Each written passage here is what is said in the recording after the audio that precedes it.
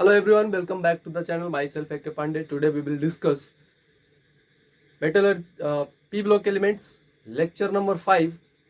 Students, हम लोग previous lecture में क्या देख रहे थे?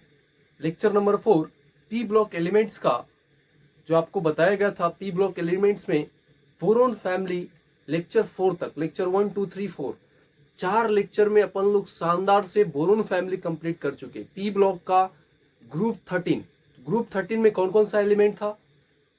Boron, aluminium, gallium, indium, thallium. Means boron family में आपके सिलेबस में जितना भी पढ़ना था वी हैव कंप्लीटेड। तो हम लोग कंप्लीट कर चुके है ना, जितना भी पढ़ना था इस सारा का सारा चीज हम लोग कंप्लीट कर चुके हैं। देखिए अब जो है ना पी ब्लॉक एलिमेंट्स में ग्रुप 14 में आएंगे। तो ग्रुप 13 क्या था हमारा? उसको बोरोन फैमिली नाम दिए थे, बोरोन फैमिली। और ग्रुप 14 को क्या नाम है? कार्बन से स्टार्ट हो रहा है, कार्बन, सिलिकॉन, जर्मेनियम, एशन, पीबी। तो ये आपका कार्बन फैमिली में है। तो कार्बन फैमिली, देखिए बोरोन फैमिली में जितना पढ़ना था उससे थोड़ा सा कम है कार्बन फैमिली में। फिर नाइट्रोजन में सबसे ज्यादा पढ़ना है, फिर ऑक्सीजन, फिर फ्लोरीन मीन्स हैलोजन फैमिली, और फिर इनर्ट गैस वाला। तो नो डाउट अपन लोग आज स्टार्ट करेंगे बोरोन फैमिली। क्या स्टार्ट करेंगे? Carbon family. बोरोन फैमिली अपन लोग कंप्लीट कर चुके हैं। तो आज अपन लोग स्टार्ट करेंगे कार्बन फैमिली राइट नाउ, क्योंकि आप लोग बोरोन फैमिली फिनिश कर चुके हैं। तो चलिए अपन लोग स्टार्ट करते हैं बोरोन फैमिली। बट आपको याद होगा जो भी स्टूडेंट लेक्चर 4 वॉच करके आया है उसको उस लेक्चर में हमने होमवर्क दिया था, चॉकलेट क्वेश्चन। ये चॉकलेट क्वेश्चन होमवर्क दिया था कि आप लोग सोल्व करके लाएंगे। बहुत सारे स्टूडेंट ट्राई भी किए हैं। तो देखिए चॉकलेट क्वेश्चन हमारा क्या कर रहा है is H3BO3 N Arrhenius acid. क्या H3BO3 आर्हेनियस एसिड है? आप कैसे पता करोगे कि H3BO3 आर्हेनियस एसिड है या नहीं है? तो आर्हेनियस एसिड का कॉन्सेप्ट क्या है ना, आप इसका सॉल्यूशन ध्यान से देखिए। अगर आपसे आर्हेनियस एसिड या आर्हेनियस बेस, देखिए सवाल को किस अप्रोच से आप सोल्व कर रहे हो। सवाल में कॉन्सेप्ट जो है, आप कॉन्सेप्ट को ट्रैप करिए ना। आपका काम क्या है? आप कॉन्सेप्ट को ट्रैप करिए, क्योंकि सवाल, वैरायटीज ऑफ सवाल तो बहुत है। आप एक चैप्टर में लाइफ भर बनाते रहोगे फिर भी उस चैप्टर में क्वेश्चन खत्म नहीं होने वाला, कॉन्सेप्ट खत्म हो जाएगा। एक समय आएगा जब कॉन्सेप्ट एंड हो जाएगा आपके सिलेबस पे। बट आपको कॉन्सेप्ट पे ही तो फोकस करना है, क्वेश्चन तो पे फोकस नहीं करना है। तो इसलिए आपको ट्रैप कर लेना है कॉन्सेप्ट को। तो कॉन्सेप्ट आप ध्यान से देखिए। अगर आर्हेनियस एसिड और आर्हेनियस बेस से कहीं से भी क्वेश्चन आ जाएगा इस क्वेश्चन के बाद डेफिनेटली बनेगा। देखिए आपसे कह रहा है क्या H3BO3 आर्हेनियस एसिड है? तो देखिए आपको बता दे कि आर्हेनियस एसिड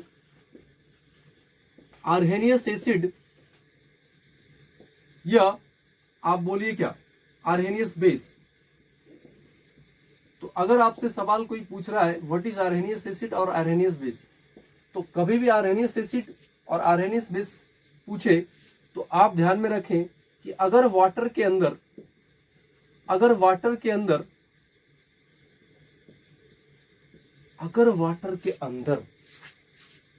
अपना H+ रिलीज कर देगा, क्या H+, तो वो कहलाएगा आर्हेनियस एसिड। और अगर वाटर के अंदर अपना OH- रिलीज करेगा तो कहलाएगा क्या? Arrhenius base. ध्यान से समझिए, अगर कोई भी चीज, कोई भी कंपाउंड अगर क्या कर दे, अपना H+ पानी के अंदर, जैसे मान ली कोई भी कंपाउंड आपने लिया उसको वाटर के अंदर, अगर वाटर के अंदर H+ रिमूव किया, लेकिन किसका H+? वाटर का H+ नहीं, वो जो कंपाउंड है वो अपना H+ अगर रिमूव करेगा तब वो कंपाउंड जाके क्या होगा? Arrhenius acid. ध्यान रहे, तो कंपाउंड अपना H+ रिलीज करना चाहिए। तो अगर कंपाउंड अपना H+ रिलीज करेगा तो आर्हेनियस एसिड, अगर अपना OH- रिलीज करेगा तो आर्हेनियस बेस। उसी टाइप से एक चीज आपको और बताए थे, व्हाट इज लुईस एसिड। तो लुईस एसिड आपको बता चुके हैं। लुईस एसिड क्या होता है? यूनिवर्स का कोई भी कंपाउंड जो इलेक्ट्रॉन को क्या करेगा, एक्सेप्ट करेगा, एक्सेप्टिंग इलेक्ट्रॉन। तो अगर इलेक्ट्रॉन को एक्सेप्ट करेगा, this is called Lewis acid. तो लुईस बेस क्या होगा, what is Lewis base? Lewis base आप किसको कहोगे? डोनेटिंग इलेक्ट्रॉन, जो इलेक्ट्रॉन को क्या करेगा, डोनेट करेगा। जो एक्सेप्ट करेगा वो लुईस एसिड, जो डोनेट करेगा वो लुईस बेस। तो आया समझ में? अब सवाल है हमारा कि क्या H3BO3 आरएनएस एसिड होगा? How can you decide it? Is H3BO3 is an RNS acid? तो जैसे ही आरएनएस एसिड आया, आपके दिमाग में चमकना चाहिए कि आरएनएस एसिड का कॉन्सेप्ट क्या बताए थे सर, कि अगर पानी में वो कंपाउंड अपना H+ रिलीज कर दे, then it is called Arrhenius acid. अगर पानी में अपना H+ रिलीज कर देता है वह कंपाउंड, तो उसको, उस कंपाउंड को क्या बोलेंगे, आर्हेनियस एसिड। तो चलिए देखते हैं H3BO3 का कहानी क्या है। आपके पास H3BO3 है, तो पिछले क्लास में आपको बता चुके हैं H3BO3 जो होता है वो H+ रिलीज करता है, रिलीज H+ रिलीज करता है, ठीक है। अब सवाल है कि क्या वो अपना कर रहा है? वो तो पिछले क्लास में आपको बताए थे, बट वो H+ क्या अपना रिलीज कर रहा है क्या? क्या H3BO3 जो कंपाउंड है वो अपना H+ रिलीज कर रहा है वाटर में क्या? अगर कर रहा है तो आरएनएस एसिड होगा, अगर नहीं कर रहा है तो नहीं होगा। तो चलिए देखते हैं अपन लोग कर रहा है कि नहीं कर रहा। देखिए H3BO3 है आपके पास, H3BO3। तो H3BO3 में ये आपका OH हो गया, OH। अब पानी के अंदर ले जाओ इसको। जब आप पानी के अंदर ले गए तो आपको पता है इस बोरोन के पास, अगर बोरोन का करोगे electronic configuration 1s2 2s2 2p1, क्योंकि बोरोन का एटॉमिक नंबर 5 होता है। तो जब आप ग्राउंड स्टेट में देखोगे, ये आपका क्या है, ये आपका ग्राउंड स्टेट था, ये आपका ग्राउंड स्टेट। जब आप एक्साइटेड स्टेट में करोगे तो ये किस में जाएगा, एक इलेक्ट्रॉन इसमें, ये आपका एक्साइटेड स्टेट हो गया। तो अभी भी क्या है इसमें, वैकेंट ऑर्बिटल है।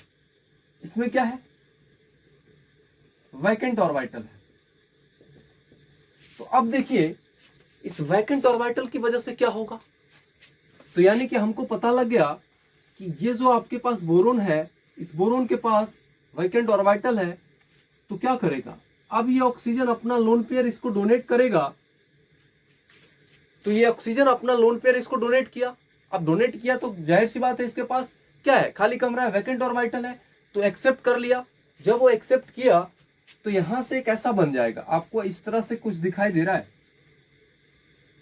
OH OH OH। अब यहां पे आके वाटर का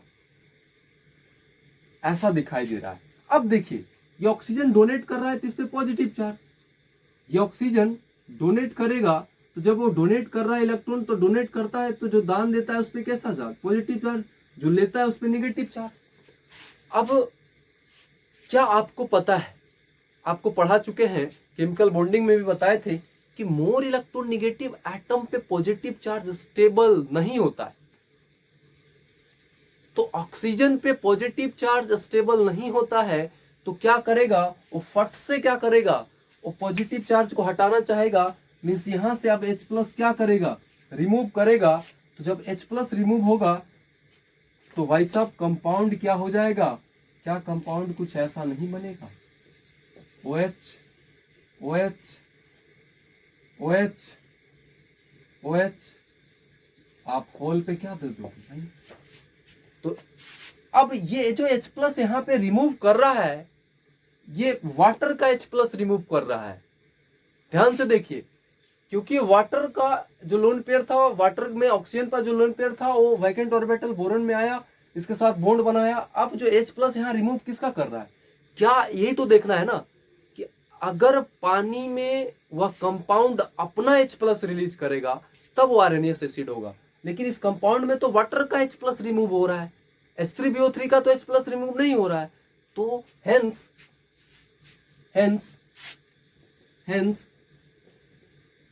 H3BO3 is not an arrhenius acid, is not an arrhenius acid। तो H3BO3 आपका आर्हेनियस एसिड नहीं हुआ। ठीक है, तो चलिए फटाफट से नोट करिए, आगे देखते हैं अपन। तो देखिए अब अपन लोग कार्बन फैमिली स्टार्ट करते हैं। एकदम बेसिक से चलेंगे, एकदम जीरो से चलेंगे, जीरो से सुपर एडवांस लेवल। आपको पहले से ही बता चुके हैं, मेरे यहाँ जितना भी AKP ऑनलाइन केमिस्ट्री क्लासेस पे जितने भी बच्चे पढ़ रहे हैं, उनको मेरा काम ही है जीरो से हीरो बनाते हैं। जीरो से इस बेसिक लेवल से चलते हैं और सुपर एडवांस लेवल तक जाते हैं। देखिए बोरोन फैमिली अब स्टार्ट करते हैं और एकदम जीरो से चल रहे हैं अपन लोग। अब बोरोन फैमिली में क्या क्या है? कार्बन है, सिलिकॉन है, जर्मेनियम है, टीन है, लेड है। मीन्स ग्रुप 15 एलिमेंट, इसको बोरोन। देखिए boron family, sorry boron family दिमाग से निकल गया, कार्बन फैमिली बता रहे हैं। मीन्स कार्बन फैमिली आपको एकदम बेसिक से पढ़ाएंगे। बोरोन फैमिली अपन लोग कंप्लीट कर चुके हैं, तो अब अपन लोग कार्बन फैमिली पढ़ने वाले हैं। क्या? Carbon family, group 14 carbon family. तो कार्बन फैमिली में क्या क्या आता है? कार्बन, सिलिकॉन, जर्मेनियम, टीन और लेड। तो कार्बन फैमिली में आपको याद रखने का तरीका भी बता चुके हैं। कौन सी गीत सुनाओ प्यारो बच्चों, कौन सी गीत सुनाओ प्यारो बच्चों। तो ये आपका कार्बन फैमिली का हो गया। क्या क्या हो गया मेरे साथ रिकॉल करिए फटाफट से। Carbon, silicon, germanium, tin, SN और PB बिस्मथ, लेड। तो देखिए याद रखने का तरीका आपको क्या बताए थे? कौन सी गीत सुनाओ प्यारो बच्चों मीन्स कार्बन, कौन सी मीन्स सिलिकॉन, कौन सी गीत मीन्स जर्मेनियम, कौन सी गीत सुनाओ SN मीन्स क्या? टीन और PB मीन्स लेड। ये आपको बता चुके हैं। और एक चीज आपको और बताए थे, बालिका, सीता, गीता, बालिका, सीता, गीता, ऐश्वर्या सब ट्यूशन आते। ये जो 2, 4, 6 और एक 7, ये जो 7 हो गया, ये क्या था? ये 7 मेटलॉइड था। इसको क्या बोलते हैं? मेटलॉइड। तो ये पीरियोडिक टेबल में ये 7 ही आपका क्या है? मेटलॉइड है। याद रखने का तरीका क्या बताए थे आपको? बालिका, सीता, गीता, ऐश्वर्या सब ट्यूशन आते। तो आपको पता हो गया कि ये सभी का सभी क्या है? ये सभी का सभी मेटलॉइड है। और अगर आपको मेटलॉइड आता है तो आप बता सकते हो कि कौन सा मेटल है, आप बता दोगे कि कौन सा नॉन मेटल है। कैसे? तो देखिए जरा इसमें सिलिकॉन, तो ये सिलिकॉन क्या है? मेटलॉइड है। तो आप लिख लीजिए मेटलॉइड है। भाई इतना पूरे पीरियोडिक टेबल में 7 ही है, पूरे पीरियोडिक टेबल में 7 ही है मेटलॉइड। तो 7 तो याद रखना क्या है? आसान है। रेदर देन 118 एलिमेंट में आप सभी को याद रखो, तो 118 में अगर 7 तो रखना आसान है ना। अगर 7 पता है कि मेटलॉइड अच्छा ये होता है, तो इसके अलावा आपको टेक्निक बता रहे हैं क्या होता है। ये आपका मेटलॉइड है। गीता मीन्स जर्मेनियम, ये भी आपका क्या है? ये भी तो आपका मेटलॉइड है। अब मेटलॉइड के नीचे सभी का सभी क्या होता है? मेटल। तो मेटलॉइड के नीचे सभी का सभी क्या होता है? मेटल। तो टीन आपका क्या हो गया? SN मेटल हो गया। और लेड आपका क्या हो गया? ये भी आपका क्या हो गया? मेटल हो गया। अरे समझ में आ रहा है कि नहीं आ रहा? जितना भी मेटलॉइड है उस मेटलॉइड के जो ऊपर होगा, जितना भी मेटलॉइड है उस मेटलॉइड के ऊपर जो होगा, ये सभी का सभी क्या होता है? Non metal. इसलिए हमारा कार्बन क्या कहलाता है? Non metal. कार्बन हमारा नॉन मेटल होता है। तो क्या कौन सा मेटल है, कौन सा मेटलॉइड है और कौन सा नॉन मेटल है, क्या अमेजिंग वे में आ रहा है। आपको रट्टा मारने का जरूरत है क्या, बस थोड़ा सा चीज दिमाग में स्टोरी बना के रखना है। मेटलॉइड, अगर मेटलॉइड आ रहा है कट से मेटल नॉन मेटल बता दो, देखते किसा। तो ये तो आपका मेटल नॉन मेटल था। दूसरी चीज, जब आपको बोरोन फैमिली पढ़ा रहे थे, देखिए जो भी बच्चे हैं वो बोरोन फैमिली अच्छे से नहीं पढ़े हैं, जाइए यूट्यूब पे सर्च मारिए एकेपी ऑनलाइन केमिस्ट्री क्लासेस और उस पे जाइए। पी ब्लॉक एलिमेंट्स में बोरोन फैमिली में आपको लेक्चर 1 से लेक्चर 4 तक, लेक्चर 1 टू लेक्चर 4, उसमें सिर्फ आपको बोरोन फैमिली पढ़ाया गया है। लेक्चर 5 में पी ब्लॉक का अपन लोग स्टार्ट किए हैं कार्बन फैमिली। तो जब आप 4 पढ़ के आओगे तब इसको पढ़ोगे तो बहुत ही मजा आने वाला है। और जो स्टूडेंट, बहुत सारे स्टूडेंट सिंसियर है, वो होमवर्क बना भी रहे हैं, वो रेगुलर बेसिस पे नोट्स मेकिंग कर रहे हैं। पढ़ते जाइए, करते जाइए, नोट्स बनाते जाइए, और बहुत सारे स्टूडेंट कर रहे हैं, उनका रिजल्ट आने वाला है, बहुत बेहतर रिजल्ट आएगा 2021 में। इसलिए आप मेहनत करते रहिए, है ना। तो ये चीज मिल रहा है आपको। अब एक चीज और आपको बताए थे कि कौन सा सॉलिड है, कौन सा लिक्विड है, स्टेट उसका क्या है। बट इसमें क्या है ना, each and every element of carbon family का क्या होता है, सॉलिड फॉर्म है। तो लफड़ा ही खत्म। कौन सा फॉर्म है कार्बन फैमिली का, जितना भी एलिमेंट है सभी का सभी सॉलिड फॉर्म है, राइट। अब आते हैं अपन लोग फिजिकल प्रॉपर्टीज पे। फिजिकल प्रॉपर्टीज क्या क्या पढ़ना है आपको। फिजिकल प्रॉपर्टीज में आपको, आप देखोगे कि एटॉमिक रेडियस क्या है, एनालिसिस एनर्जी क्या है, इलेक्ट्रॉनिक कॉन्फ़िगरेशन देखेंगे, ऑक्सीडेशन स्टेट देखेंगे। अब देखिए आते हैं एटॉमिक रेडियस पे। तो एटॉमिक रेडियस में आपको तो पता है ना, जब आपको periodic table and its properties means periodic classification of element class 11th का इनऑर्गेनिक का चैप्टर नंबर 1 जब आपको पढ़ा रहे थे, तो आपको पता है कि एटॉमिक रेडियस कैसे देखते हो। जब आप पीरियोडिक टेबल में as we move down in the group size क्या होता है, बढ़ता है। क्यों बढ़ता है, क्यों बढ़ता है, जैसे कार्बन से सिलिकॉन जर्मेनियम, जब ऊपर से नीचे आते हो ना तो साइज आपका इंक्रीज करता है। रीजन क्या है, ये सेकेंड पीरियड का है, ये थर्ड पीरियड का है, ये फोर्थ, फिफ्थ और सिक्स। तो जब आपका पीरियड बढ़ रहा है मीन्स नंबर ऑफ सेल बढ़ रहा है, मीन्स नंबर ऑफ कमरा बढ़ रहा है ना। इस सेकेंड पीरियड का है तो 2 सेल है, 2 कमरा, इसमें 3 कमरा है, 4 कमरा, 5 कमरा, 6 कमरा। अब नंबर ऑफ कमरा बढ़ेगा तो जाहिर सी बात है क्या बढ़ेगा, बताइए जरा, साइज बढ़ेगा ना भाई। उतना ही स्पेस में पहले तो क्या था, सेकेंड सेल, अब थर्ड पीरियड में जाओगे इस थर्ड सेल में इस 3 कमरा हो गया, उतना ही स्पेस का, तो 3 कमरा हो गया, फिर 4, फिर 5, 6 कमरा। तो अब आपका साइज क्या हो गया, इंक्रीज कर गया ना। तो जब जैसे जैसे as we go down the group size increases, तो साइज क्या आना चाहिए, सबसे ज्यादा तो पीबी का होना चाहिए, फिर एसएन, फिर सबसे कम कार्बन का, मीन्स ये वाला ऑर्डर होगा।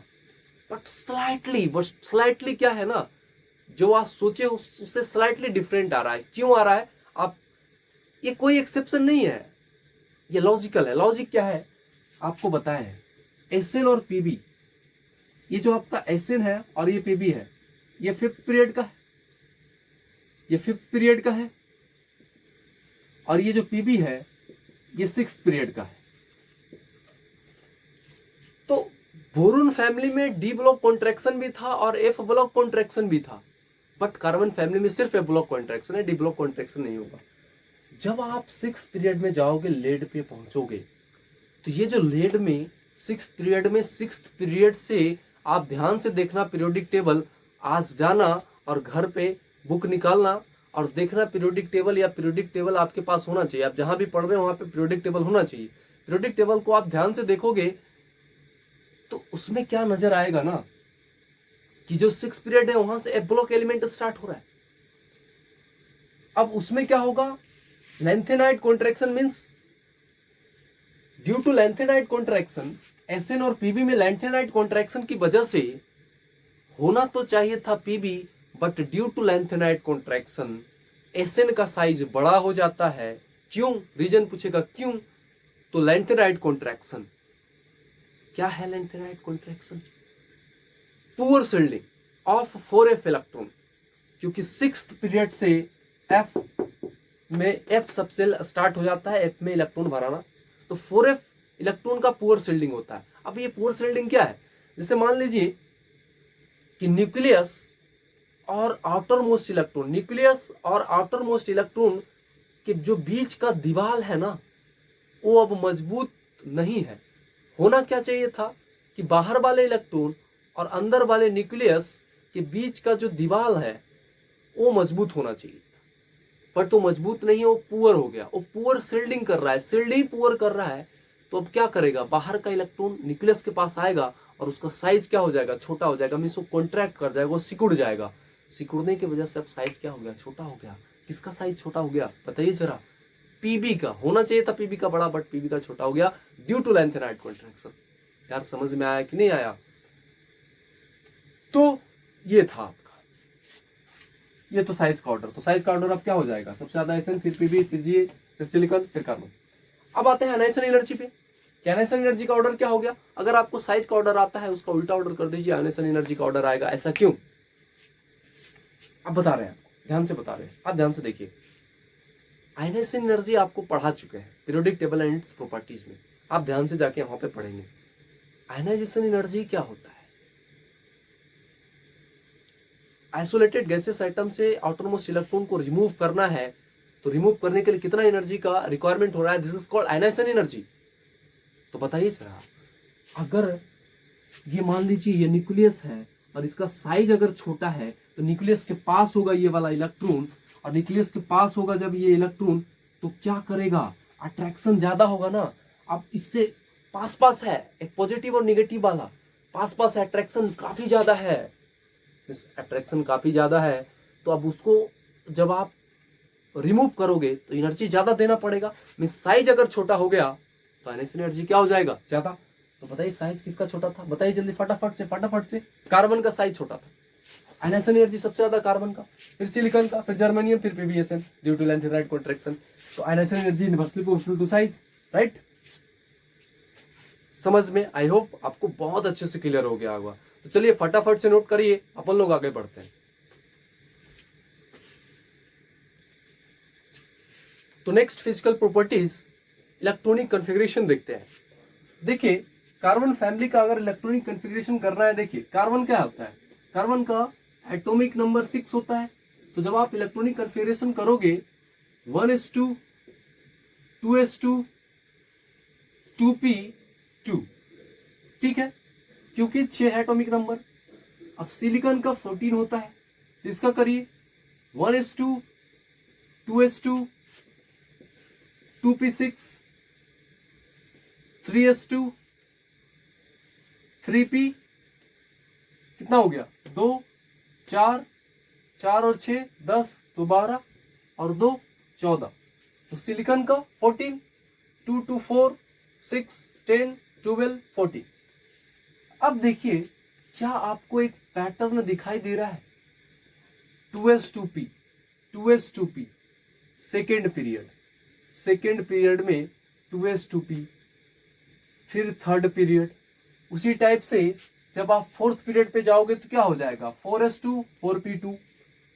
तो आप इतना इसके पहले करने में आप अपना टाइम क्यों खोटी करेंगे यार, अपना टाइम क्यों खोटी करेंगे।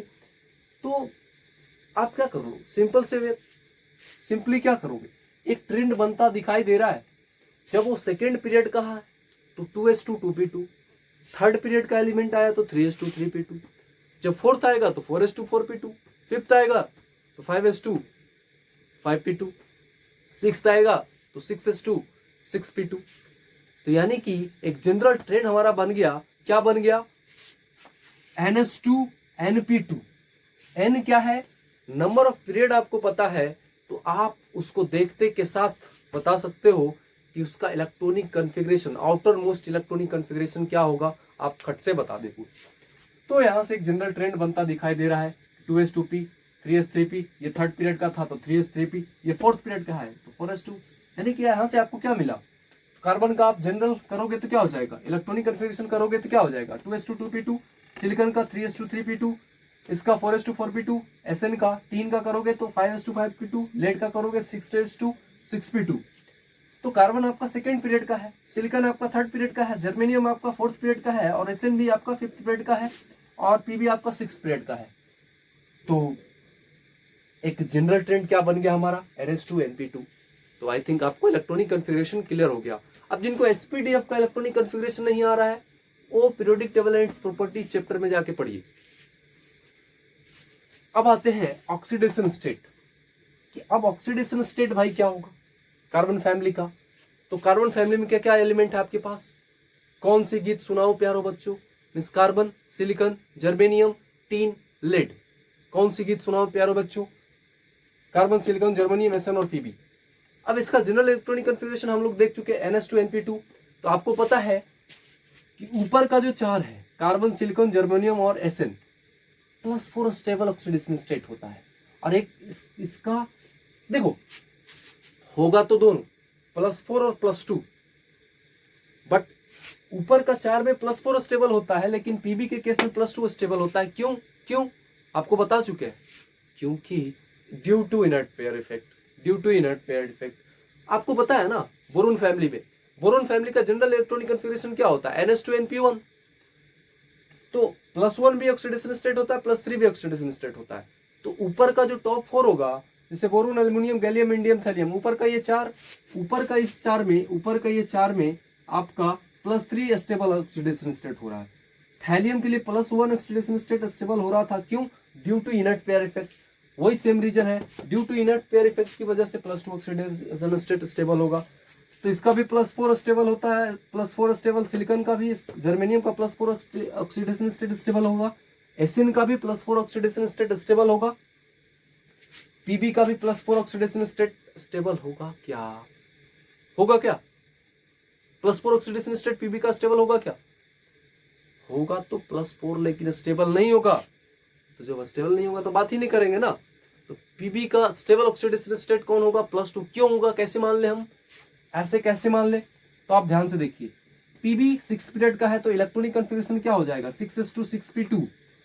अब देखिए इनर्ट पेयर इफेक्ट की वजह से +2 ऑक्सीडेशन स्टेट स्टेबल होता है। क्या होता है इनर्ट पेयर इफेक्ट, अब एटॉमिक नंबर तो बढ़ रहा है ऊपर से, जब नीचे आओगे as we go down the group atomic number increases. जब एटॉमिक नंबर बढ़ेगा तो नंबर ऑफ प्रोटॉन भी इसमें क्या होगा, इंक्रीज करेगा। जब नंबर ऑफ प्रोटॉन इंक्रीज करेगा तो न्यूक्लियर चार्ज बढ़ेगा। तो न्यूक्लियर चार्ज किसका बढ़ रहा है, न्यूक्लियर चार्ज।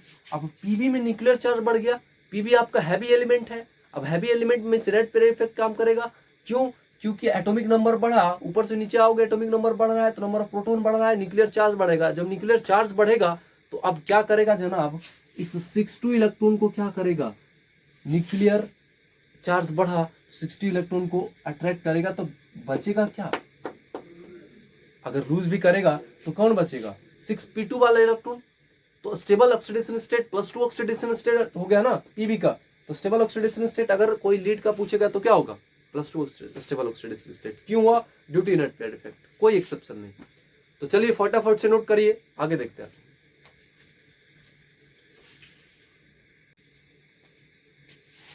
तो फिजिकल प्रॉपर्टीज अपन लोग क्या कर लिए, कंप्लीट कर लिए। थोड़ा बहुत है फिजिकल प्रॉपर्टीज में, थोड़ा बहुत और पढ़ना है। तो अब ऐसा नहीं कि आपको नहीं पढ़ाएंगे, अभी नहीं, नेक्स्ट क्लास में आपको जरूर बताएंगे। फिजिकल प्रॉपर्टीज में कुछ और बच गया है जिसको जरूर बताएंगे। देखिए हम सारा चीज पढ़ाएंगे, 100% पढ़ाएंगे। ऐसा नहीं कि कुछ का कुछ छोड़ देंगे, कुछ का कुछ पढ़ाएंगे, नहीं, जितना आपके सिलेबस में है वो सारा चीज पढ़ाएंगे, एवरीथिंग। जो हम हमेशा आपको कहते आ रहे हैं, जो काम का है एक भी चीज नहीं छोड़ेंगे, जो बेकार का है उसको टच भी नहीं करेंगे। तो आप निश्चिंत रहिए, जितना आपको पढ़ाते जा रहे हैं आप बस उसको अच्छे से क्लियर करते जाइए। किसी भी तरह का डाउट हो कमेंट सेक्शन में डालिए, किसी भी तरह का आप सजेशन देना चाहते हैं आप कमेंट सेक्शन में जरूर डालिए ताकि हमको पता लगे, ठीक है। तो हमारा फिजिकल प्रॉपर्टीज देख चुके हैं, अब आते हैं केमिकल प्रॉपर्टीज पे। केमिकल प्रॉपर्टीज में क्या देखना है आपको, कि आप देखोगे reaction with oxygen, reaction with halogen, hydrolysis of halides, allotropes of carbon. तो केमिकल प्रॉपर्टीज में ये चार पढ़ना है आपको। क्या क्या पढ़ना है आपको, ऑक्सीजन के साथ रिएक्शन क्या पढ़ना है, हेलोजन के साथ रिएक्शन क्या पढ़ना है, हाइड्रोलिसिस ऑफ हाइलाइट्स क्या पढ़ना है, इलेक्ट्रोप्स ऑफ कार्बन, तो सारा आज देखेंगे। तो आते हैं पहला, reaction of carbon family with oxygen. Oxygen के साथ कार्बन फैमिली का रिएक्शन, कि जब आप रिएक्ट कराते हो तो क्या प्रोडक्ट बनता है, क्या प्रोडक्ट निकल के बनेगा और उसका नेचर क्या होगा, एसिडिक होगा, बेसिक होगा, एम्फोटेरिक होगा, सारा का सारा एक एक करके अपन लोग पढ़ते हैं। पहले आते हैं कि अगर by the way carbon family का कोई भी एलिमेंट, कोई भी कंपाउंड आपको ऑक्सीजन के साथ जब रिएक्ट कर रहा है तो कौन सा कंपाउंड बनेगा, जब ऑक्सीजन के साथ वो रिएक्ट कर रहा है तो कौन सा कंपाउंड बनेगा, तो एक एक करके अपन लोग देखते हैं। तो कार्बन फैमिली में क्या क्या है, कार्बन है, सिलिकॉन है, जर्मेनियम है, एसएन और पीबी है, यही आपका एलिमेंट है।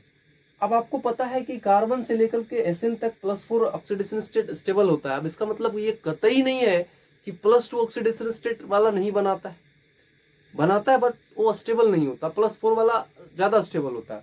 अब Pb+2 में ऑक्सीडेशन स्टेट में स्टेबल होता है, अब Pb+2 में ऑक्सीडेशन स्टेट में स्टेबल होता है, तो इसका मतलब ये कतई नहीं है, इसका मतलब ये कतई नहीं है बच्चा कि जो +4 ऑक्सीडेशन स्टेट होगा वो नहीं होगा, होगा। +4 ऑक्सीडेशन स्टेट वाला जितना बनता है उससे तेजी से क्या हो जाता है, +2 वाला ऑक्सीडेशन स्टेट में वो चला जाता है।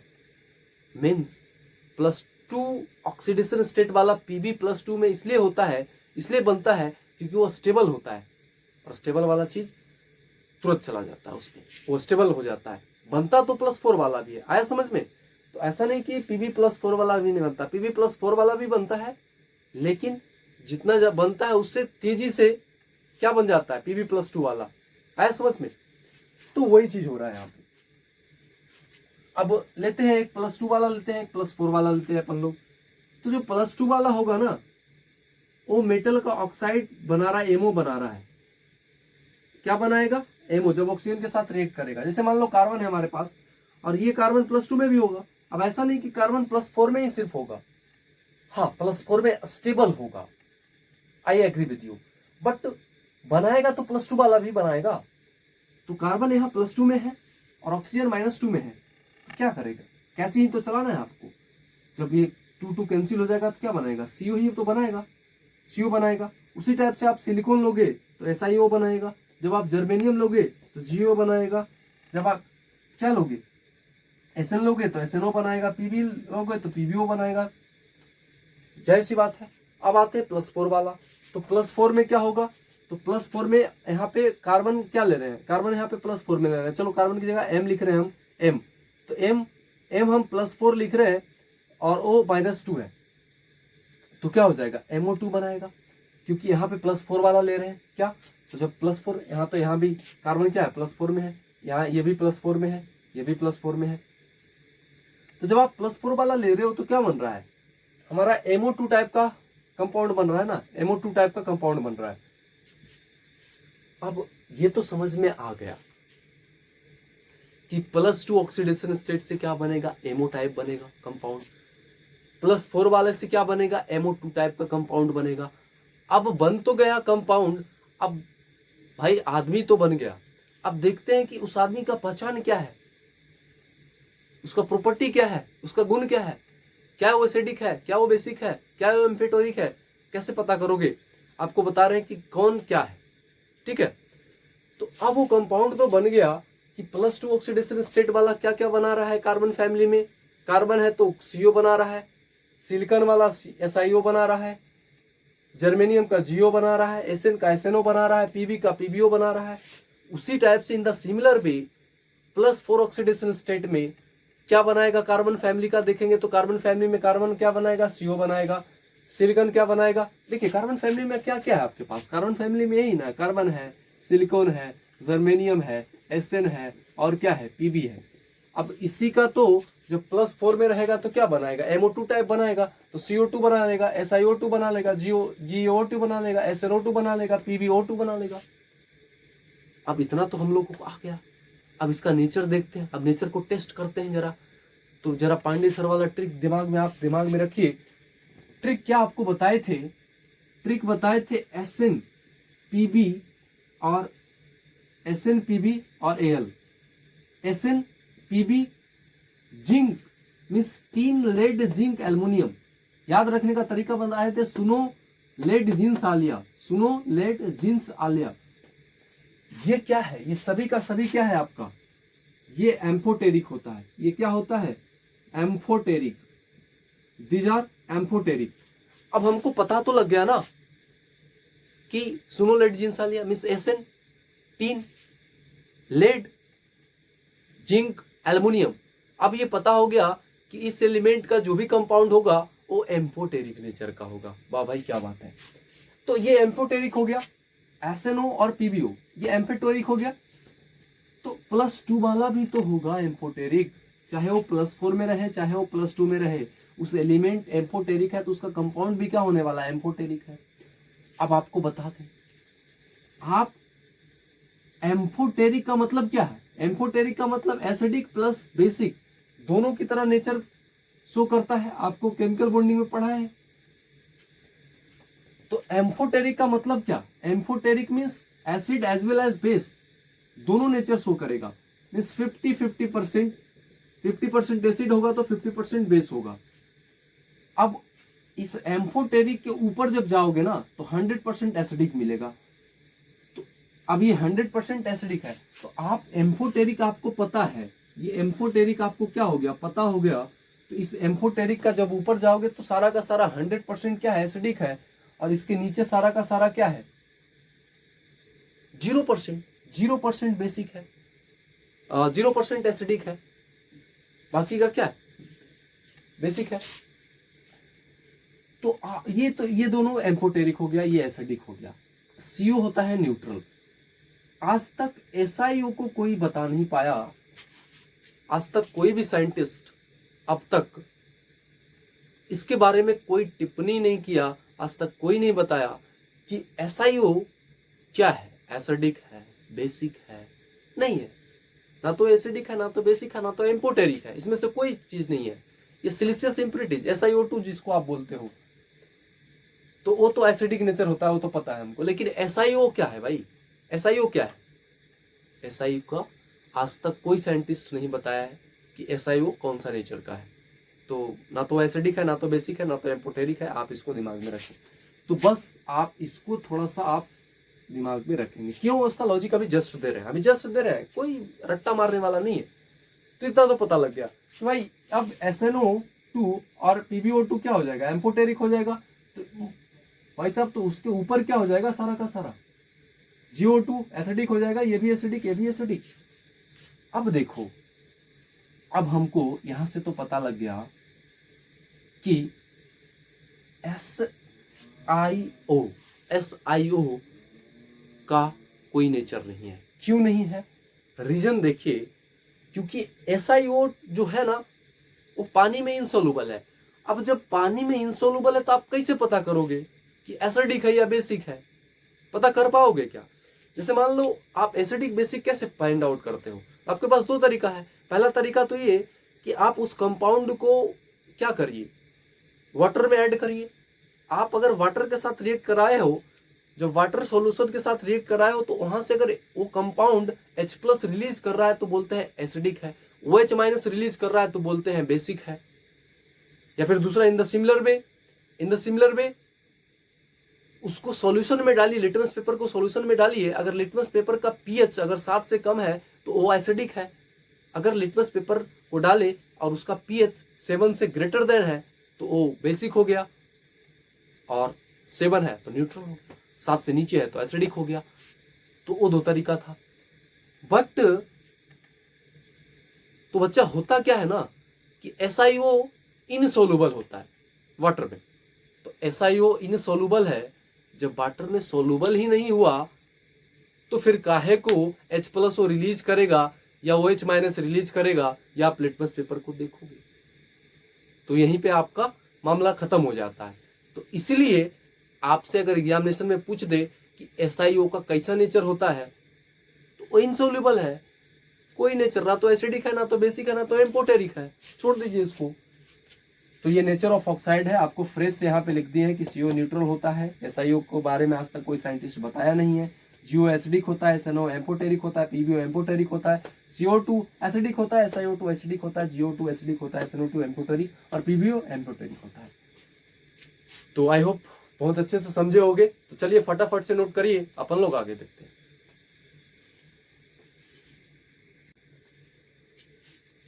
तो कार्बन फैमिली में जितने भी एलिमेंट था वो सारे का सारा क्या बना रहा था, ऑक्साइड बना रहा था। ऐसा नहीं, ऑल, एक इंपॉर्टेंट बात क्या है ना, all possible oxidation state of carbon family formed metal oxide, means बोले तो ऑक्साइड बना रहा था। ठीक है, क्या बना रहा था, ऑक्साइड बना रहा था, चाहे नॉन मेटल भी बना रहा था, ऑक्साइड। तो कार्बन फैमिली का सारा एलिमेंट ऑक्साइड बना रहा था, चाहे वो +4 ऑक्सीडेशन स्टेट हो, चाहे वो +2 ऑक्सीडेशन स्टेट हो। देखो +4 ऑक्सीडेशन स्टेट वाला बना रहा था तो ऐसा नहीं कि वो +2 वाला नहीं बनाएगा। +2 और +4 वो तो स्टेबल ऑक्सीडेशन स्टेट की हम बात कर रहे थे, है ना। ऊपर का 4 +4 ऑक्सीडेशन स्टेट स्टेबल होता था, तो ऐसा नहीं कि सिर्फ +4 ही बनाएगा, +2 भी बनाता था। ठीक है, वो तो स्टेबल की बात करते थे कि +4 स्टेबल ऑक्सीडेशन स्टेट होता था, कार्बन, सिलिकॉन, जर्मेनियम और एसन तक का। पीबी में +2 हो जाता था स्टेबल ऑक्सीडेशन स्टेट, +4 नहीं होता था, तो +4 भी तो बनाता था। तो चलिए अब अपन लोग देखते हैं reaction of carbon family with halogen, halogen के साथ कार्बन फैमिली का रिएक्शन देखते हैं। तो देखिए यही है कार्बन फैमिली में, कार्बन, सिलिकॉन, जर्मेनियम, एसन और पीबी, एकदम दिमाग में होना चाहिए। कौन सी गीत सुनाऊं प्यारो बच्चों। अब देखिए, तो जितना भी हाइलाइट्स है कार्बन फैमिली का, वो सारा का जितना भी हैलोजन है कार्बन फैमिली के साथ सारा का सारा हाइलाइट्स बनाता है, सारा का सारा हाइलाइट्स फॉर्म करता है। बस एक दिमाग में रखना है, PbI4 एग्जिस्ट नहीं करता है, बाकी सभी बनाएगा, सभी बनाएगा। CCl4, CCl, SiCl4, GeCl2, GeCl, सब बना रहा है, सब बना रहा है हाइलाइट्स। जितना भी हैलोजन है कार्बन फैमिली के साथ सब हाइलाइट्स बना रहा है। जैसे कार्बन है तो सब के साथ बनाएगा, फ्लोरीन, क्लोरीन, ब्रोमीन, आयोडीन, ये सब के साथ बनाएगा। कार्बन जो है आपका वो सभी के साथ हाइलाइट बनाएगा। फ्लोराइड का कार्बन हाइलाइट्स, कार्बन फ्लोरीन के साथ, क्लोरीन के साथ, ब्रोमीन के साथ और आयोडीन के साथ, सभी के साथ बनाएगा। सिलिकॉन भी सभी के साथ बनाएगा in the similar way, germanium भी सभी के साथ बनाएगा, एसएन भी सभी के साथ बनाएगा। बट पीबी तो बनाएगा तो सभी के साथ, बट लास्ट वाला क्या होगा ना, उसके साथ नहीं बनाएगा। तो आप दिमाग में रखेंगे, याद रखने का तरीका आपको बता रहे हैं कि कार्बन फैमिली का लास्ट, तो कार्बन फैमिली का लास्ट क्या रहा है बच्चा, पीबी। कार्बन फैमिली का लास्ट क्या रहा है, पीबी। और हैलोजन फैमिली का लास्ट क्या आ रहा है, देखो ध्यान से, आयोडीन। तो कार्बन फैमिली का लास्ट आ रहा है पीबी, लेड, और हैलोजन फैमिली का लास्ट आ रहा है आयोडीन। तो वो दोनों लास्ट का हाइलाइट्स बनाएगा ही। क्या मजेदार बात है, बनाएगा ही नहीं, मीन्स PbI4 नहीं बनाने वाला। तो इसीलिए PbI4 एग्जिस्ट नहीं करता है। इसका मेन रीजन क्या है, मेन रीजन आप ध्यान से समझिए। इसलिए नहीं करता ना कि जो PbI4 है वो PbI+, देखो किसमें जाएगा, वो Pb+4 और I4- में जाएगा, 4I- में जाएगा। तो बेसिकली क्या होगा ना, ये जो आपका Pb है और ये I4 है, तो ये स्ट्रक्चर है इसका। अब लेड क्या चाहेगा, 4 इलेक्ट्रॉन लेड से रिमूव करेगा, तभी तो क्या बनेगा, I4-, तभी तो I4- बनेगा। कब बनेगा, जब लेड 4 इलेक्ट्रॉन अपने से क्या कर दे, रिमूव कर दे। तो जब अपने से 4 इलेक्ट्रॉन रिमूव करेगा तब क्या होगा, वो तभी तो करेगा ना भाई जब क्या होगा, उसके पास एनर्जी हो रिमूव करने के लिए। एनएसएन एनर्जी पढ़ा है कि नहीं पढ़ा, पढ़ा है आपको। तो लेड 4 इलेक्ट्रॉन को रिमूव करेगा, इट्स नीड एनर्जी, और उसको रिमूव करने के लिए उसको एनर्जी चाहिए, और वो एनर्जी उसको प्रोवाइड नहीं होता है, वो 4 पीबी और आई बॉन्ड से। लेकिन जो पीबीआई बॉन्ड है वो प्रोवाइड नहीं करता है, ये जो पीबीआई बॉन्ड है ये प्रोवाइड नहीं करता है सफिशिएंट एनर्जी, इसलिए हम ये 4 इलेक्ट्रॉन क्या करते हैं, रिमूव नहीं करते हैं। Which can remove 4 electron. तो क्या हम लोग को ये 4 इलेक्ट्रॉन रिमूव करना पड़ सकता है कहां से, Pb+4 से। तो Pb+4 से 4 इलेक्ट्रॉन रिमूव करना पड़ सकता है। नहीं आया समझ? एक बार ध्यान से सुनिए, PbI4 क्यों नहीं एग्जिस्ट करता, सवाल क्यों है? तो ये तो याद रखने का तरीका था कि PbI4 कौन हाइलाइट्स नहीं बना रहा था, PbI4 क्यों, कार्बन फैमिली का लास्ट में कौन, Pb, हाइड्रोजन फैमिली का लास्ट में कौन, फ्लोरीन, तो वो नहीं बना रहा था। अब सवाल है PbI4 क्यों एग्जिस्ट नहीं करता। IIT एडवांस में सवाल पूछ लिया है कि क्यों नहीं एग्जिस्ट करता। रीजन ये है ना, बनाया तो सही, अब 4I- तभी बनाएगा जब लेड क्या करेगा, जब 4 इलेक्ट्रॉन रिमूव करेगा ना लेड से, तो लेड से 4 इलेक्ट्रॉन रिमूव करेगा। तो अब रिमूव करने के लिए क्या चाहिए, उसको एनर्जी चाहिए। आपको पढ़ाया है ना इस एनर्जी, तो उसको चाहिए एनर्जी। तो अब वो एनर्जी कौन प्रोवाइड करेगा, जो ये पीबीआई का बॉन्ड है, ये जो पीबीआई का बॉन्ड है, ये जो पीबीआई का बॉन्ड है, अब 4 इलेक्ट्रॉन को रिमूव करने के लिए ये प्रोवाइड करेगा। लेकिन जो ये 4 पीबीआई बॉन्ड है ना, वो प्रोवाइड सफिशिएंट एनर्जी कर ही नहीं पाता। तो जब नहीं करता तो क्या हो जाएगा, हम लोग को पास 4 इलेक्ट्रॉन रिमूव कर सकते हैं कहां से, Pb+4 से। तो इसलिए नहीं होता। तो यही चीज आपको यहाँ पे बताया गया कि Y PbI4 do not exist. ये चीज आपको जो बताए हैं वही एक्सप्लेनेशन में जो हम आपको बोले हैं वही सेम टू सेम भाषा में लिखा गया है। तो समझ में आया, फटाफट से नोट करिए, अपन लोग आगे बढ़ते हैं। बट एक चीज और रह गया।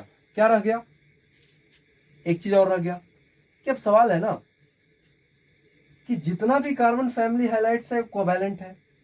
एक इंपॉर्टेंट बात ये भी है, एक इंपॉर्टेंट बात छूट गया है, ध्यान दीजिए, ये भी इंपॉर्टेंट, यहां से सवाल आ सकता है कि जितना भी कार्बन फैमिली का हाइलाइट्स है वो तो कोवैलेंट है, बट SnF4 और PbF4 मींस ये दोनों SnF4 और PbF4 ये दोनों आयोनिक है। क्यों है, सिर्फ कह लेने से तो नहीं मानेंगे, क्यों है, ध्यान दीजिए।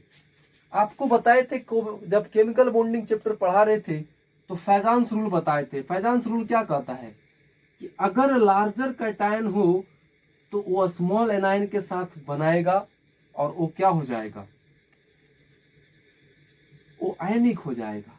लार्जर कैटायन स्मॉलर एनायन के साथ मिलकर जब बॉन्ड बनाएगा तो जो कंपाउंड बनेगा उसको बोल देंगे आयनिक कंपाउंड। तो अब ध्यान से देखिए, जब आप Sn और Pb पे जाओगे तो ये down the group, as we move down the group atomic number increases, size increases, number of shell increases. तो साइज बढ़ रहा है, जब साइज बढ़ रहा है तो कैटायन कैसा था, लार्जर कैटायन। Sn भी लार्जर कैटायन है, ये भी नीचे है, और Pb भी लार्जर कैटायन। जब ये लार्जर कैटायन है और फ्लोरीन क्या है, ये फ्लोरीन क्या है, फ्लोरीन स्मॉलर एनायन है। फ्लोरीन ऊपर में है, सबसे टॉप में है हाइड्रोजन फैमिली में, स्मॉलर एनायन है।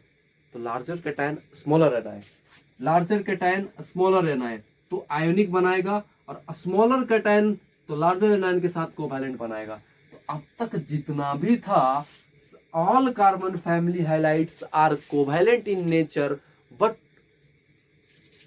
दो चीज ध्यान में रखना है, एक था SnF4 और PbF4, वो आयोनिक था। इसलिए था क्योंकि आपको बताए थे फैजान्स रूल क्या कहता है, फैजान्स रूल कहता है कि अगर स्मॉलर कैटायन है तो लार्जर एनायन के साथ जब कंपाउंड मिलके बनाएगा तो कंपाउंड कोवैलेंट होगा। अगर लार्जर कैटायन है और स्मॉलर एनायन है, एनायन स्मॉलर है मींस एनायन छोटा है, तो आयनिक कंपाउंड बनाएगा। तो चलिए फटाफट से नोट करिए, अपन लोग आगे बढ़ते हैं। तो अब देखते हैं hydrolysis of carbon highlights. Carbon highlights का हाइड्रोलिसिस देखते हैं। देखिए आपको एक टेक्निक बता रहे हैं। हाइड्रोलिसिस का मतलब क्या होता है, हाइड्रोलिसिस का मतलब होता है वाटर के साथ रिएक्शन, पानी के साथ अगर रिएक्शन करेगा तब बोलेंगे उसको हाइड्रोलिसिस। तो यहाँ पे देखा गया क्या कि जो कार्बन का हाइलाइट्स है ना वो हाइड्रोलाइज्ड हो ही नहीं रहा, जबकि जितना भी अदर हाइलाइट्स था वो हाइड्रोलाइज्ड हो रहा था। देखो कार्बन का जितना भी हाइलाइट्स था वो सारा का सारा, कार्बन की अगर बात करें, कार्बन फैमिली में जितना भी एलिमेंट है और हेलोजन फैमिली का जितना भी एलिमेंट है वो आपस में हाइड्रोलाइज्ड हो रहे थे, बस एक को छोड़ करके। किसको? कार्बन का हाइलाइट्स हाइड्रोलाइज नहीं हो रहा है, बाकी अदर हाइलाइट्स जितने भी है वो हाइड्रोलाइज्ड हो रहे थे। कहने का मतलब क्या है?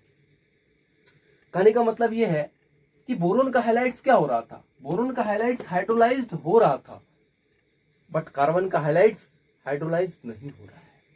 समझ में आया कि नहीं आया? फिर से आते हैं, एक बार फिर से देखते हैं। सिंपल सा टेक्निक, हाइड्रोलाइज्ड हो रहा है कि नहीं हो रहा है कैसे पता करोगे? हाइड्रोलाइज्ड का मतलब होता है वाटर के साथ रिएक्शन कर रहा है कि नहीं कर रहा। मीन्स वाटर के साथ रिएक्शन करा के देखते हैं। तो चलिए करा के देखते हैं। जैसे देखिए H2 है, H2 का लोन पेयर, अब सामने वाले के पास कमरा अगर खाली है तो अपना लोन पेयर क्या करेगा? डोनेट कर देगा। तो डोनेट कर देगा तो कार्बन क्या कर रहा है? कार्बन का जो हाइलाइट्स वो हाइड्रोलाइज्ड नहीं हो रहा है। कैसे मान ले? ऐसे तो नहीं मानेंगे। तो कार्बन का आप इलेक्ट्रॉनिक कन्फिगरेशन करोगे तो 1s2 2s2 2p2। तो जब आप, ये आपका ग्राउंड स्टेट हो गया, जब ये क्या है आपका ग्राउंड स्टेट, ये आपका ग्राउंड स्टेट हो गया। मीन्स जब वो ग्राउंड स्टेट में था तो उसके पास 2 वैकेंट ऑर्बिटल था, बट कार्बन तो 4 बॉन्ड बना रहा है ना। कैसे बनाएगा? तो जब एक्साइटेड स्टेट में जाके बनाएगा, जब इलेक्ट्रॉन एक्साइटेड स्टेट में जाएगा तब 4 बॉन्ड बनाएगा। तो जब वो एक्साइटेड स्टेट में गया तो अब इसके पास तो वैकेंट ऑर्बिटल है ही नहीं, और वाटर के पास क्या है? Lone pair. तो अपना लोन पेयर किसको डोनेट करेगा? जब वैकेंट सामने वाले के पास खाली कमरा होगा तभी तो अपना लोन पेयर डोनेट करेगा ना यार। बट लेकिन बच्चा यहाँ पे क्या है, जब एक्साइटेड स्टेट में देखा तो वैकेंट ऑर्बिटल है ही नहीं, तो वाटर अब रिएक्ट कर पाएगा क्या? वाटर के साथ रिएक्शन कर पाएगा क्या? वाटर अपना लोन पेयर डोनेट करेगा क्या? उसके साथ बॉन्ड बनाएगा क्या? रिएक्ट करेगा क्या? नहीं करेगा।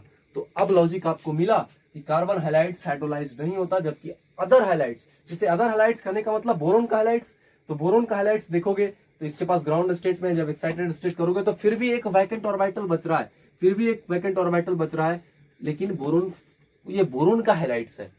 तो आया समझ में? खाली कमरा है तो इसके साथ करेगा। CCl4 में कार्बन का 4 बॉन्ड बना रहा है, CCl4 में कार्बन का 4 बॉन्ड है, 4 बॉन्ड बना रहा है। तो यहाँ पे कोई वैकेंट ऑर्बिटल नहीं होने की वजह से इसलिए कार्बन हाइलाइट्स फॉर्म नहीं करेगा। कार्बन का जो हाइलाइट्स है वो हाइड्रोलाइज्ड नहीं होगा। तो बेसिकली रीजन यही है कि यहाँ पे H2 है, फ्रेश से लिख दिया गया है आपको, अपना लोन पेयर इसको डोनेट करेगा और तभी करेगा ना। तो हाइड्रोलिसिस के लिए क्या चाहिए? वैकेंट ऑर्बिटल चाहिए कि नहीं चाहिए? जो वैकेंट ऑर्बिटल होगा जरूरत होगा, और ये वैकेंट ऑर्बिटल जब होगा तो ऑक्सीजन अपना लोन पेयर इसको डोनेट करेगा। तो जब लोन पेयर डोनेट करेगा उस वैकेंट ऑर्बिटल में, बट कार्बन अगर यहाँ पे कार्बन हो गया ना, बोरोन की जगह कार्बन हो गया, जब कार्बन के पास, तो कार्बन के पास क्या है? वैकेंट ऑर्बिटल है ही नहीं।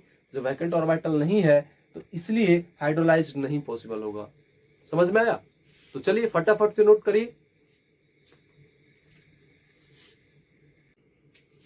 तो हाइड्रोलिसिस ऑफ कार्बन फैमिली में अभी जस्ट हमने कार्बन का देखा। क्या कार्बन हाइड्रोलाइज करता है? नहीं करता है। क्यों नहीं करता? क्योंकि कार्बन सेकेंड पीरियड का है और उसके पास 1s, सॉरी, सेकेंड पीरियड का है तो 2s और 2p वैकेंट, जो ऑर्बिटल होगा उसके पास 2s और 2p होगा। तो उसमें से वैकेंट ऑर्बिटल तो था ही नहीं, हमने एक्साइट करके देखा तो वैकेंट ऑर्बिटल नहीं था, इसलिए वो हाइड्रोलाइज नहीं हो रहा था। अब आते हैं सिलिकॉन का बारी है।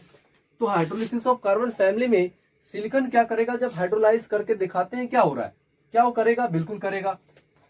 तो हाइड्रोलाइज करने का मतलब वाटर के साथ रिएक्शन करवाएगा। जब वाटर के साथ रिएक्शन करवाएगा तो सिलिकॉन को देखिए, सिलिकॉन का एटॉमिक नंबर 14 होता है, 1s2 2s2 2p6 3s2 3p और 3p है। तो जाहिर सी बात है, आपको देखो 1s जब फर्स्ट पीरियड का था तो 1s ऑर्बिटल होता था, सेकेंड पीरियड का एलिमेंट है तो 2s भी होगा और 2p ऑर्बिटल भी होगा। जब थर्ड पीरियड का एलिमेंट है तो सिलिकॉन कौन सा पीरियड का एलिमेंट है? थर्ड पीरियड का एलिमेंट है, तो 3s 3p 3d तीनों होगा।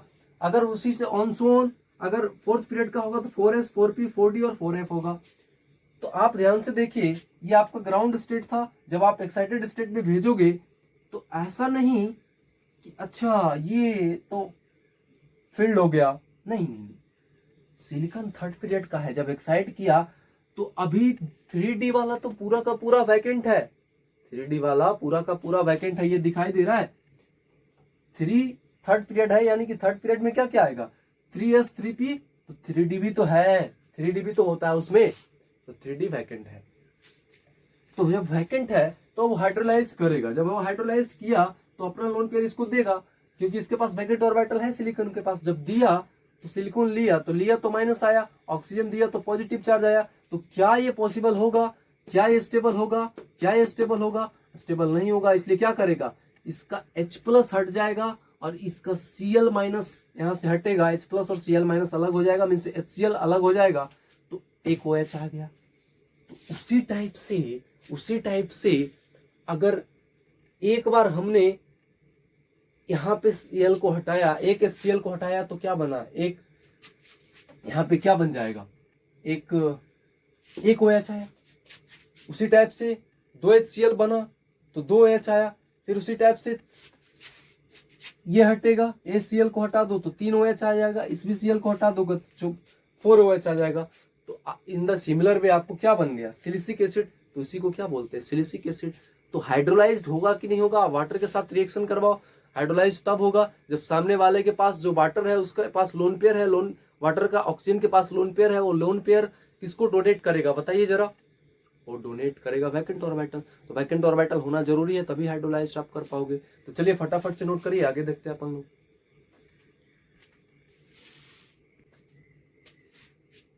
तो चलिए आज का लास्ट टॉपिक अब अपन लोग करते हैं, जो यहां से क्वेश्चन पूछ देता है, कभी कभार पूछ देता है, तो क्यों छोड़े इसको, एलोट्रोप्स ऑफ कार्बन। बहुत ही सिंपल है, बहुत ही स्ट्रेट फॉरवर्ड है, ये थोड़ा थियोरिटिकल होगा, है ना, थ्योरी जानना है इसमें ज्यादा। इसमें ऐसा है ना कि आपको जैसा प्रसाद मिल रहा है आप ऐसा प्रसाद स्वीकार करें, ठीक है, बहुत ज्यादा इधर उधर नहीं करना है इसमें, स्ट्रेट फॉरवर्ड है और पूरा थियोरिटिकल है ना। तो चलिए देखते हैं एलोट्रोप्स ऑफ कार्बन। तो एलोट्रोप्स ऑफ कार्बन जो है ना उसको दो भाग में बांटा गया है, एक एमोर्फस कार्बन और दूसरा क्रिस्टलाइन कार्बन। आपको याद आ रहा है, बोरोन फैमिली तो आपको सारा पढ़ा दी है। बोरोन फैमिली में जो था दो तरह का बोरोन था, एक एमोर्फस बोरोन, दूसरा क्रिस्टलाइन बोरोन। सिंदूर वाली लड़की का बेटा, याद आ रहा है कि नहीं आ रहा, सिंदूर वाली लड़की का बेटा, एक एमोर्फस बोरोन दूसरा क्रिस्टलाइन बोरोन। तो उसी टाइप से एलोट्रोप्स ऑफ कार्बन में, एलोट्रोप्स ऑफ कार्बन दो तरह का, एक एमोर्फस कार्बन दूसरा क्रिस्टलाइन कार्बन। एमोर्फस कार्बन में क्या क्या पढ़ना है आपको, कोक, कोल और लैंप ब्लैक। क्रिस्टलाइन कार्बन में क्या पढ़ना है आपको, ग्राफाइट, डायमंड और फ्लोरेंस। C60 बकमिंस्टर फ्लोरेंस आप पढ़े हुए है ना, 9th या 10th में आप पढ़े होंगे। तो यह फ्लोरेंस है। अगर आपसे कोई पूछ दे कि जो कार्बन का सबसे प्यूरेस्ट फॉर्म कौन होता है, फ्लोरेंस, तो कार्बन का सबसे प्यूरेस्ट फॉर्म फ्लोरेंस होता है। और सबसे स्टेबल फॉर्म कौन होता है, graphite, graphite is most stable form. अब देखिए मेनली जो आपके सिलेबस में है ना, मेनली आपके सिलेबस में ये दो है, आपके सिलेबस में मेनली दो है, बट कुछ एक्स्ट्रा पूछता है, मेनली ये है, इसका मतलब ये नहीं कि ये नहीं है। तो मेनली जो है सिलेबस में आपके पास ग्राफाइट और डायमंड के बारे में चर्चा है, बट कुछ एक्स्ट्रा पूछ देता है तो आपको बता देते हैं, और कुछ सिंपल है, वेरी सिंपल है, कुछ है नहीं। देखिए कोक, कोल और लैंप ब्लैक, एमोर्फस कार्बन में यही तीन पढ़ना है। तो कोक क्या होता है आपको पता है कि अगर आप एयर के प्रेजेंस में आप ग्राफाइट को जला रहे हो, ग्राफाइट है आपके पास, उस ग्राफाइट को अगर एयर के प्रेजेंस में जला रहे हो ना, तो तब आप कोक फॉर्म्ड होगा। अगर उस ग्राफाइट को एब्सेंस ऑफ एयर करने का मतलब अब एयर नहीं रहेगा तो जलेगा ही नहीं, एकदम पर्याप्त मात्रा, बहुत ही कम एयर में, मीन्स बोल सकते हो क्या, एब्सेंस ऑफ एयर में जब आप जलाओगे ग्राफाइट को तो वहां से आपको कोल मिलेगा। और एक लैंप ब्लैक क्या होता है पता है आपको, दिवाली में आप मिट्टी के दिए जलाते हो ना, तो दिवाली में जब आप मिट्टी के दिए जलाते हो तो आप क्या करना, इस बार जब दिवाली मनाओगे तो एक्सपेरिमेंट करके देखना। तो जो मिट्टी का दिया है जो उसमें जो जल रहा है ना, आप उसके ऊपर एक कुछ ऐसा है ना, चाहे आप कोई बर्तन ले लेंगे या फिर आप कुछ ऐसा कपड़े या कुछ भी करोगे ना तो काला हो जाएगा, काला। तो एक इस टाइप का कुछ ले लेंगे और जब उसके ऊपर ढक के थोड़ा सा देखेंगे तो काला होता जाएगा।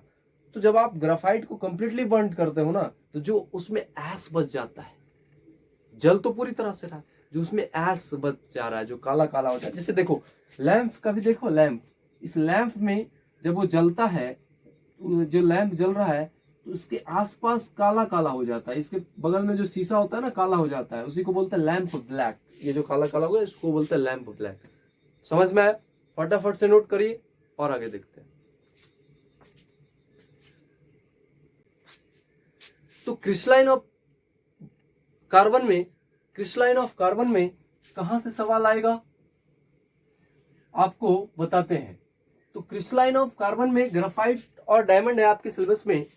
तो ग्राफाइट जाने से पहले आपको ग्राफाइट का स्ट्रक्चर आपको ड्रॉ करने आना चाहिए। कैसे स्ट्रक्चर ड्रॉ करेंगे आप ध्यान से देखिए। देखो पहले तो आप 6 मेंबर्ड का रिंग बनाओ फटाफट से बनाओ। 6 मेंबर्ड का रिंग बना लिया। फिर उसी टाइप से ऐसे फिर 6 मेंबर्ड का रिंग बनाओ। अरे समझ में आ रहा है कि नहीं आ रहा? फिर इसी टाइप से मीन्स लेयर बाय लेयर आप तैयार करते जाइए, लेयर्ड स्ट्रक्चर होता है। और इसी कारण रीजन यही है कि ग्राफाइट स्लिपरी होता है। ठीक है, ऐसे इस लेयर बाय लेयर आपका बनता जाएगा। उसी टाइप से एक नीचे भी बनाइए। क्या करना है पहले? सबसे पहला काम 6 मेंबर्ड का आप रिंग तैयार करिए। बन गया। एक रिंग तैयार करने के बाद बस आप इस टाइप से 6 मेंबर्ड का रिंग लेयर बाय लेयर आप तैयार करते जाइए। ऐसा होगा, फिर ये ऐसा होगा इस टाइप का। तो पहला काम तो आपको ग्राफाइट का स्ट्रक्चर ड्रॉ करने आना चाहिए। वो आपको बता दिए कि 6 मेंबर्ड का रिंग बनाइए, आप उसको फिर कनेक्ट करते जाइए, लेयर्ड स्ट्रक्चर होगा। जो ग्राफाइट है सवाल कहां से पूछता है? अब देखो ये लेयर्ड स्ट्रक्चर बन रहा है ना, एक लेयर्ड स्ट्रक्चर बन रहा है। आपको याद आ रहा होगा जब आपको बोरोन फैमिली पढ़ा रहे थे तो H3BO3 का भी स्ट्रक्चर जो था वो लेयर्ड वाला था और वो स्लिपरी होता था। H3BO3 भी स्लिपरी था। तो यहाँ पे ग्राफाइट भी स्लिपरी होता है बिकॉज ऑफ लेयर्ड स्ट्रक्चर होता है, लेयर्ड बाय लेयर्ड, वो लेयर्ड स्ट्रक्चर होता है तो इसी की वजह से स्लिपरी होता है।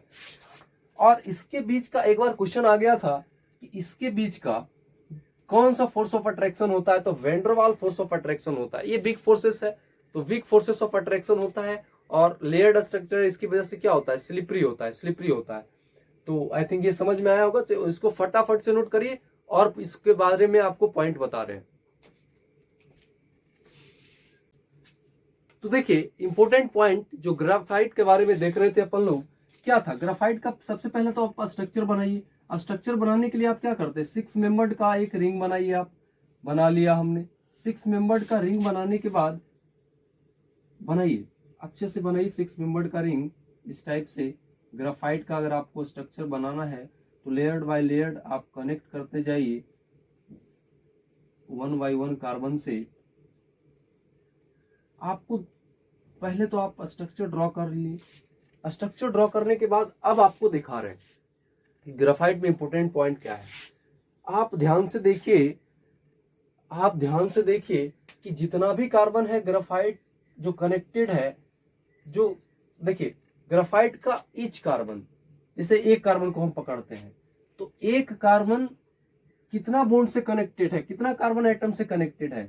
एक कार्बन 3 कार्बन से कनेक्टेड है। ये अब इसको पकड़ोगे ये भी 3 से कनेक्टेड होगा। तो एक कार्बन 3 कार्बन से कनेक्टेड है। तो यही तो पॉइंट क्या गया है, each carbon in graphite is connected to 3 other carbon atom. और उसमें से एक सिंगल कार्बन एटम के पास 4 इलेक्ट्रॉन है। एक सिंगल कार्बन एटम के पास कितना इलेक्ट्रॉन है? 4 इलेक्ट्रॉन है सिंगल कार्बन एटम के पास। अब जब 4 इलेक्ट्रॉन है तो उसमें से 3 इलेक्ट्रॉन यूज हो रहा है। 3 इलेक्ट्रॉन कहाँ हो रहा है? इस सिंगल कार्बन के पास कितना इलेक्ट्रॉन है? इस सिंगल कार्बन के पास 4 इलेक्ट्रॉन होता है, आपको पता है। एक सिंगल कार्बन के पास कितना इलेक्ट्रॉन होता है? 4 इलेक्ट्रॉन होता है। उसमें से 4 में से 3 इलेक्ट्रॉन तो बॉन्ड में पार्टिसिपेट किया, एक इसके साथ, एक इसके साथ और एक इसके साथ। तो टोटल कितना हो गया? 1 2 3। तो 3 तो पार्टिसिपेट कर गया और एक चौथा क्या रह गया? वो पी ऑर्बिटल में 1 इलेक्ट्रॉन आपका बच गया। अब देखिए, तो 3 इलेक्ट्रॉन यूज हो गया, 3 सिग्मा बॉन्ड बनाया। तो 4th इलेक्ट्रॉन लाइज करेगा पी ऑर्बिटल में। तो वो जो पी ऑर्बिटल में लाइज करेगा, देखिए ये एक कार्बन, प्रत्येक कार्बन का में कितना इलेक्ट्रॉन होता है? 4। 4 में से तो 3 बॉन्ड बना लिया, 4 में से 3 बॉन्ड बना लिया। तो 1 इलेक्ट्रॉन किस में रहेगा? 1 इलेक्ट्रॉन आपका पी ऑर्बिटल में रहेगा, 1 इलेक्ट्रॉन आपका पी ऑर्बिटल में रहेगा। अब यही जो 1 इलेक्ट्रॉन बचा हुआ है, वही 1 इलेक्ट्रॉन क्या करेगा? इधर से इधर मूव करता रहता है, मोबाइल करते रहता है। तो जो चौथा इलेक्ट्रॉन बचा है, जो पी ऑर्बिटल में है, वही चौथा इलेक्ट्रॉन क्या करेगा? अब मूवमेंट करेगा, मीन्स मोबाइल करेगा। तो वही लिखा गया है, मोबाइल करेगा, डिलोकलाइज करेगा। और जब इलेक्ट्रॉन मोबाइल करेगा, एक जगह से दूसरी जगह फटाफट जाएगा, तो क्या होगा ग्रेफाइट? बताइए जरा सोच के। तो इलेक्ट्रॉन जितना अच्छा मूवमेंट करेगा, उतना अच्छा गुड कंडक्टर ऑफ इलेक्ट्रिसिटी होगा। सिंपल सी बात है। मोबाइल पुलिस को देखो कि नहीं, बाइक पे रहता है, तुरंत पकड़ लेता है किसी को बाइक से अपना चल के। मोबाइल पुलिस का नाम सुने हो? तो उसी टाइप से क्या हो रहा है आपका, ये जो 3 इलेक्ट्रॉन तो बॉन्ड बनाने में इन्वॉल्व है, तीन इलेक्ट्रॉन 3 सिग्मा बॉन्ड बनाने में इन्वॉल्व है। तो 1 इलेक्ट्रॉन जो बच गया पी ऑर्बिटल में, वही 1 इलेक्ट्रॉन क्या करता है? मोबाइल होता है, मूव करते रहता है, एक जगह से दूसरी जगह जाते रहता है। तो ग्राफाइट में क्या है? 2 लेयर था। एक इसी टाइप का सेम डायग्राम नीचे हम बनाए थे और वेंडर वाल फोर्सेस से कनेक्टेड था। तो ये भी पॉइंट क्लियर हो गया। देयरफॉर जब लेयर बन रहा है ना, तो लेयर की वजह से एक दूसरे पे स्लाइड कर सकता है। तो स्लाइड करेगा तो स्लिपरी हो जाएगा। और पता है, ड्यू टू स्लिपरी नेचर, जब ग्राफाइट का स्लिपरी नेचर है, उसकी वजह से उसको एज अ लुब्रिकेंट इस्तेमाल करते हैं।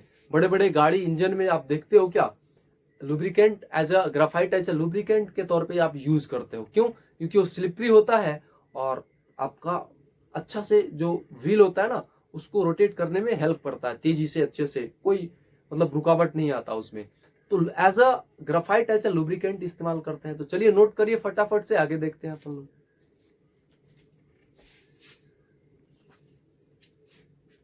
तो हमने ग्राफाइट पढ़ लिया, ग्राफाइट कंप्लीट कर लिया। तो एक सुपर सा क्वेश्चन करते हैं। क्वेश्चन क्या है? कह रहा है क्यों ग्राफाइट को कंसिडर करते हैं बेटर लुब्रिकेंट के तौर पे ओवर ऑयल। अब देखो, ऑयल तो इतना सस्ता मिलता है, फिर भी हम क्यों नहीं एज अ लुब्रिकेंट के तौर पे इस्तेमाल करते हैं? रीजन क्या है? सवाल मेरा ये है। देखो, रीजन ये है ना बच्चा, कि जो ऑयल है, अगर आप उसको हाई टेम्परेचर पे, जैसे हैवी मशीन में आप यूज करोगे, लुब्रिकेंट को आप कहाँ इस्तेमाल करते हो? हैवी मशीन में। तो आप हैवी मशीन में इस्तेमाल करते हो, इंडस्ट्रीज वगैरह में। तो अगर वहां टेम्परेचर हाई होगा, तो पहला तो खतरा ये है ना बच्चा, कि आग लग सकता है। दूसरा जो मेजर प्रॉब्लम है, कि जो एट हाई टेम्परेचर पे ऑयल का क्या टेंडेंसी होता है, वो इवापोरेट कर जाता है। जब टेम्परेचर इंक्रीज हो जाएगा, जब टेम्परेचर हाई हो जाएगा, तो आपका ऑयल क्या करेगा? इवापोरेट हो जाएगा, बट लुब्रिकेंट नहीं करेगा। तो बेनिफिट क्या है लुब्रिकेंट का? क्यों इस्तेमाल करते हैं लुब्रिकेंट का? अब आया समझ में? बिल्कुल। तो यही रीजन था, और ये जो बात आपको बोले हैं वही चीज लिखा गया है ना, एट हाई टेम्परेचर पे। अब आते हैं डायमंड। ग्राफाइट फिनिश कर लिए हम लोग, अब आते हैं डायमंड। देखिए डायमंड, ग्राफाइट क्या था?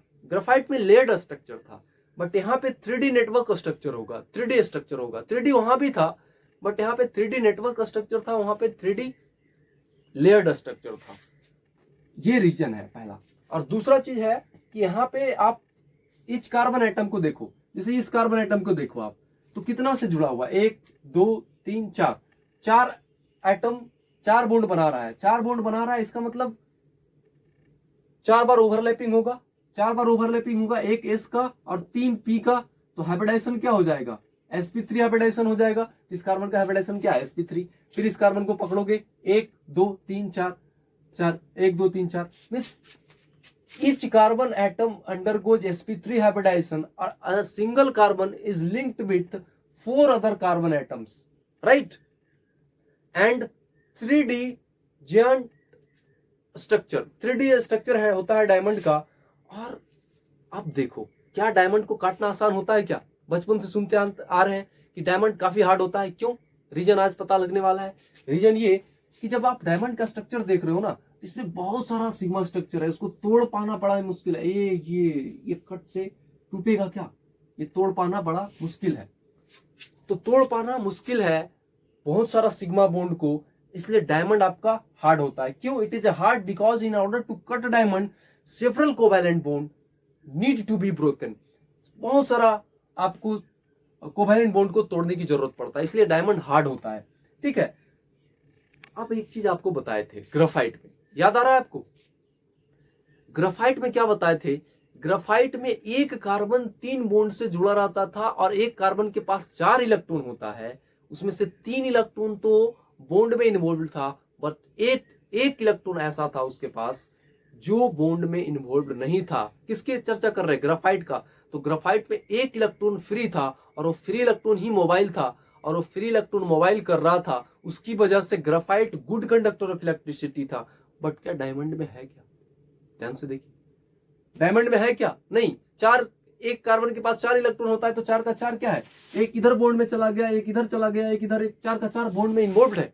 इसके पास फ्री तो है ही नहीं इलेक्ट्रॉन, इसके पास इलेक्ट्रॉन मोबाइल करने के लिए है ही नहीं। जब इलेक्ट्रॉन मोबाइल करने के लिए है ही नहीं, तो कहां से इलेक्ट्रिसिटी फ्लो करेगा? इस कहां से कंडक्टर होगा क्या? गुड कंडक्टर ऑफ इलेक्ट्रिसिटी होगा क्या? नहीं। इसलिए इसको poor conductor of electricity consider किया जाता है। किसको? डायमंड को। तो आज के लिए अपन इतना ही रखते हैं। यार, इतना नोबल इनिशिएटिव चल रहा है हमारे तरफ से, इतना अमेजिंग लेक्चर आपको दिया जा रहा है, तो आप अपने दोस्तों को शेयर करिए, अधिक से अधिक दोस्तों को शेयर करिए। और अगर आपको ये अच्छा लग रहा है लेक्चर, मजा आ रहा है पढ़ने में, इतना शानदार इस लेवल का लेक्चर, अमेजिंग लेक्चर मिल रहा है आपको free of cost, free of cost. बस आपका काम है, आप पढ़िए और अधिक से अधिक स्टूडेंट को शेयर करिए। बस इतना तो कर ही सकते हो ना यार, अधिक स्टूडेंट को शेयर करिए और सब्सक्राइब जरूर करिए, बेल आइकन हिट करिए ताकि नोटिफिकेशन आपको मिलता रहे। तभी तो पता लगेगा वीडियो आ रहा है कि नहीं आ रहा है ना। और हमारा एक ही मकसद है, हिंदुस्तान का हर बच्चा, चाहे वो गरीब हो, अमीर हो, किसी तबके सा, कोई भेदभाव नहीं, हर बच्चा क्वालिटी एजुकेशन प्राप्त कर सके। आपको फ्री ऑफ कॉस्ट आप अच्छे से जेई नीट का प्रिपरेशन कर सके, ताकि आप एक अच्छा डॉक्टर बनोगे, एक अच्छा इंजीनियर बनोगे, तभी हमारा भारत महान बनेगा, तभी हमारा भारत फिर से विश्व गुरु बनेगा, और तभी हमारा देश ताकतवर होगा और दुश्मन आंख उठा के भी नहीं देख सकता। इसलिए आपका काम है, आप अच्छे से पढ़िए, मन लगा के पढ़िए, सिलेक्शन डेफिनेटली होगा। राइट? तो दैट्स ऑल फॉर टुडे। आज के लिए इतना ही रखते हैं। जय हिंद।